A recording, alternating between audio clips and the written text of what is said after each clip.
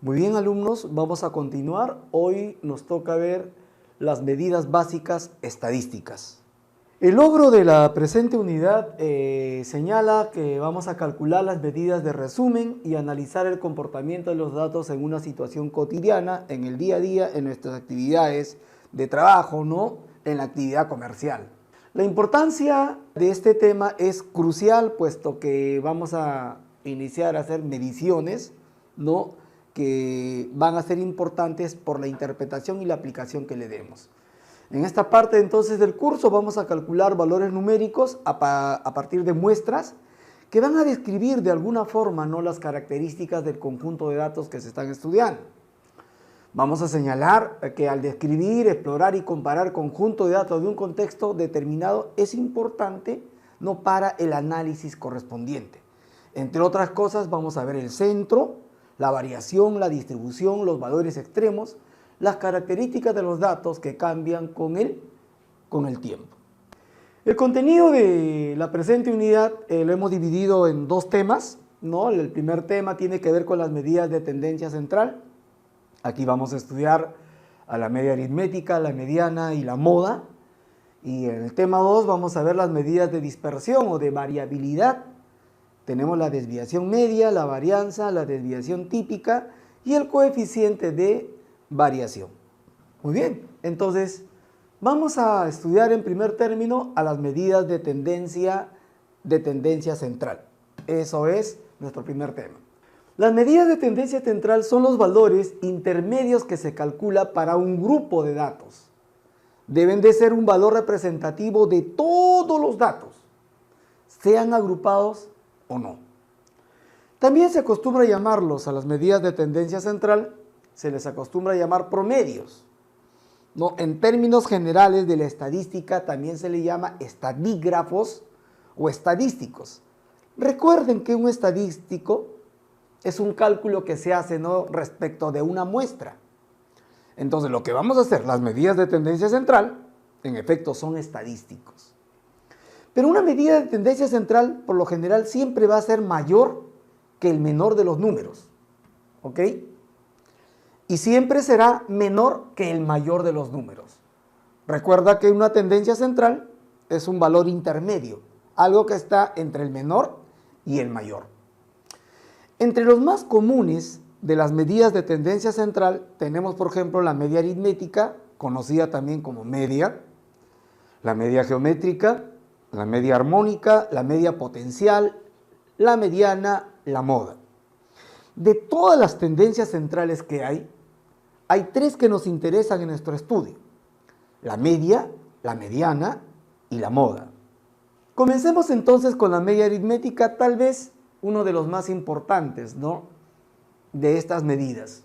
La media aritmética es considerado como un punto de equilibrio entre los datos y resulta igual a la enésima parte de la suma de n cantidades. Se acostumbra por lo general denotarlo con una X y una rayita encima de él. Es recomendable usarlo cuando los datos presentan alta simetría y poca dispersión.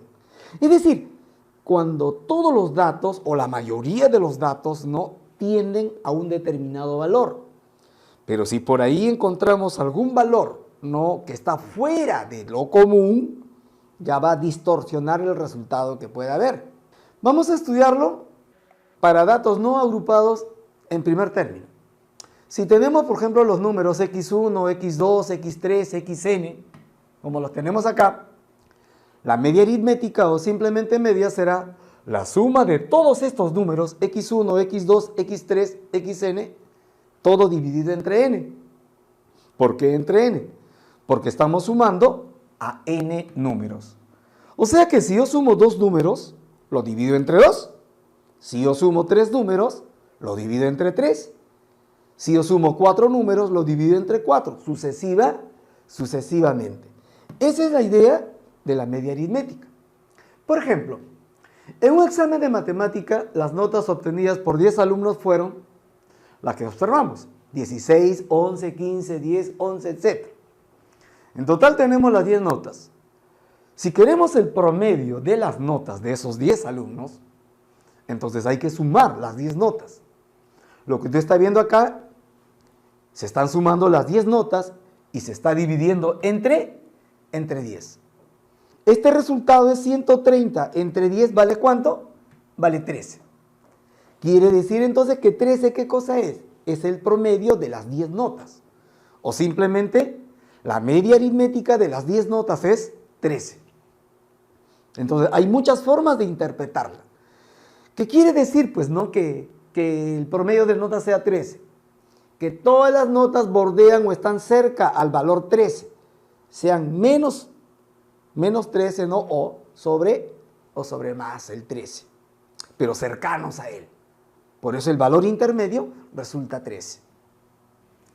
Para datos agrupados, vamos a tener dos casos en los que vamos a tener que calcular la media aritmética. Un caso es cuando tenemos datos discretos.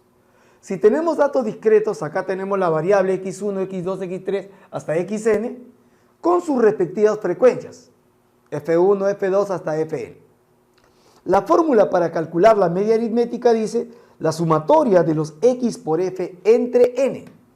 Esa es la media aritmética para datos agrupados discretos. También para continuos, pero por ahora discretos.